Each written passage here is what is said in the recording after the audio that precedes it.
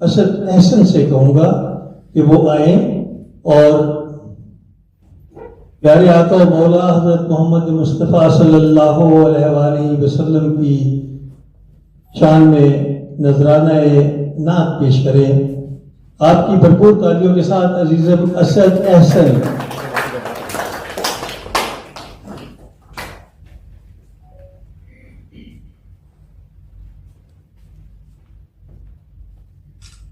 किस्मत में मेरी चैन से जीना लिख दे, डूबे न कभी मेरा सफीना लिख दे। जन्नत भी गवारा है मगर मेरे लिए,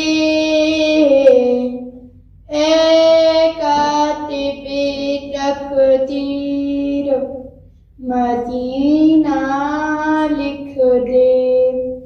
ताजदारे हरम हो निगाहे करम, हम गरीबों के दिन भी सवर जाएंगे। हामियों बेकसा क्या कहेगा जहां, आपके दर से खाली अगर जाएंगे। ताजदारे हरम हो निगाहे करम, खौफ तूफान है आंधियों का है गम, सख्त मुश्किल है आका की डर जाएंगे। हम मुसीबत के मारे की डर जाएंगे। ताजदारे हरम हो निगाहे करम, आओ मदीने